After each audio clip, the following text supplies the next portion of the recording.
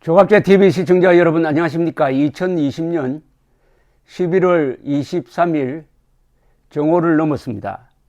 조 바이든 미국 대통령 당선자가 외교를 책임질 국무장관의 토니 블링컨 전 국무부 부장관을 내정했다고 언론에 일제히 보도되었습니다.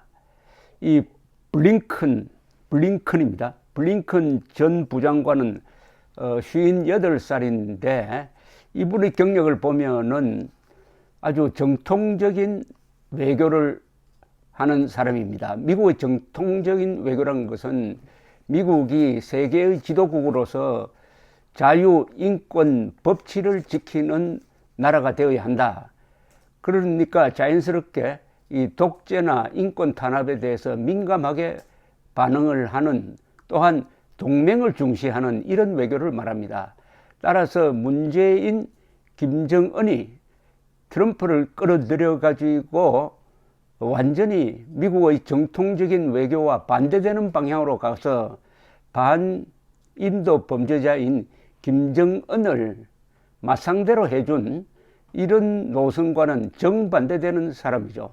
그리고 한미동맹을 흔드는 트럼프와 달리 한미일 동맹, 나토를 소중하게 여기고 트럼프가 그동안에 탈퇴했던 기후협약이라든지 WHO 세계보건기구라든지 또는 이란 핵협정이라든지 이런 데서 다시 유턴해 가지고 동맹 강화, 국제연대 강화로 나갈 가능성이 있습니다. 이렇게 되면은 문재인, 김정은의 처지가 아주 어렵게 된다는 것을 의미합니다. 블링컨 전 부장관은 이분이 기자가 되려고 했다고 합니다. 또 영화 제작도 꿈꾸었던 사람인데 1990년대 초 클린턴 제1기 때 외교 안보 부분의 스피치라이터, 연설 작성자로 백악관에 들어가서 이 민주당 정권과 인연을 맺고 오바마 행정부 때 아주 요직을 차지한 민주당의 브레인 두뇌 그룹에 속하는 사람입니다. 그리고 바이든 당선인과는 2002년 상원 외교위원회에서 첫 인연을 맺었다고 합니다. 바이든 당선자는 상원에서 외교를 담당했던 사람입니다. 외교위원장도 오랫동안 해가지고 안보 외교 부분에서는 미국에서 가장 잘 아는 사람인데 바로 그때 인연을 맺었다는군요.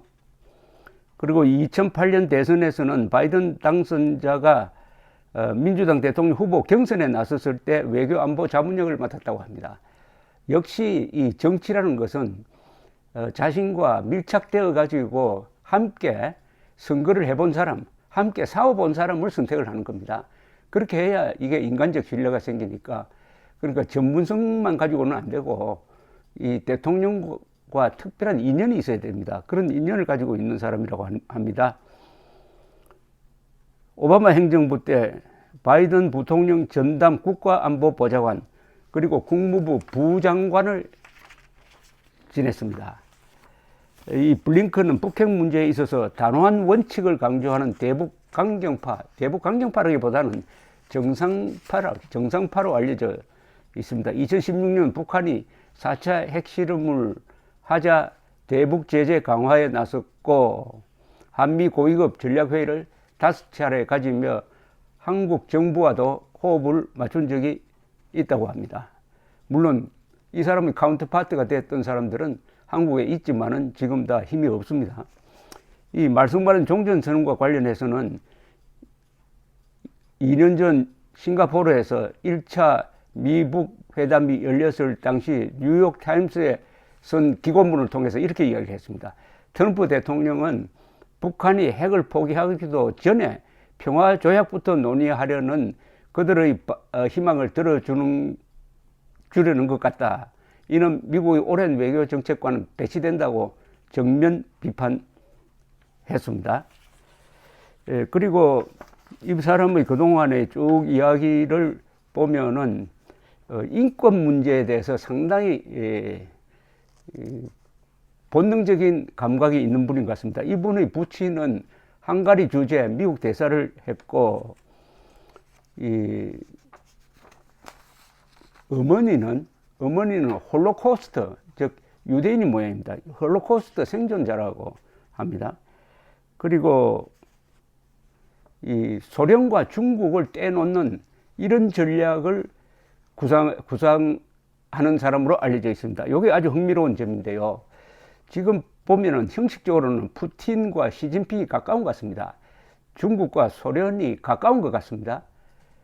왜냐면 그들 두 독재 국가에서는 미국이 공동의 적처럼 보이는 모양인데, 사실 자세하게 들여다보면은 소련과 중국은 가까울 수가 없는 게, 소련과 중국은 긴 이 국경선을 공유를 하고 있습니다.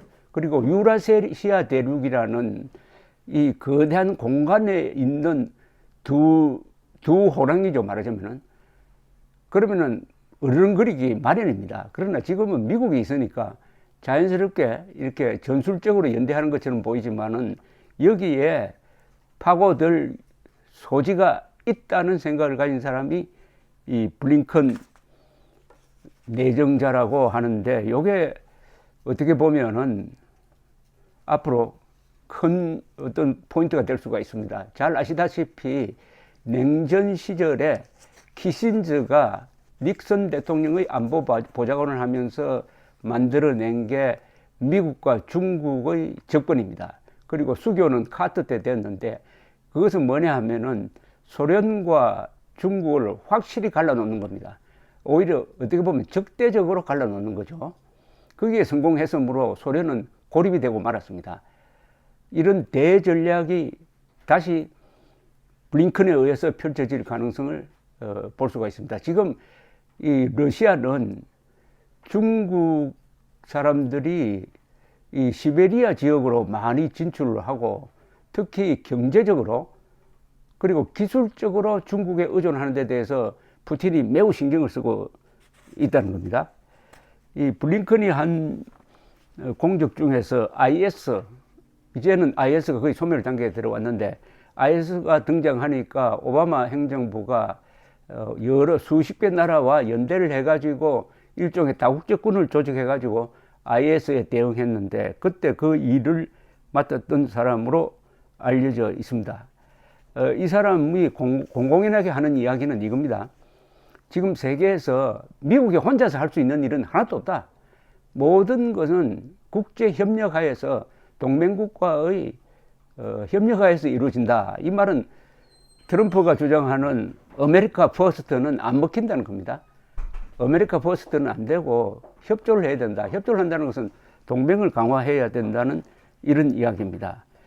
그리고 인권 문제에 대한 민감한 동맹 강화, 인권 문제를 외교적 카드로 쓰겠다는 이런 이야기, 그리고 종전선언에 반대하는 것, 뭐 이런 거 등등 하면은 이 블링컨은 문재인과 김정은에게는 가장 싫은 사람, 정면으로 배치되는 사람이 국무장관으로 지명이 되었다. 국무장관으로 지명되면 상원 인준을 받아야 되는데, 보통 이런 경우에는 아무리 공화당이 지금 다수가 될지 누가 될지는 모릅니다만은, 공화당이 다수가 되더라도 보통 통과시켜 줍니다. 그러니까 앞으로 이 블링컨이라는 사람을 연구를 많이 하고 해가지고 어떻게 하든지 이분이, 토니 블링컨이 이 김정은을 위해서, 문재인을 위해서 외교를 하는 게 아니라 한반도 전체의 자유를 위해서, 한국인을 위해서, 더 나아가서 한미동맹을 위해서,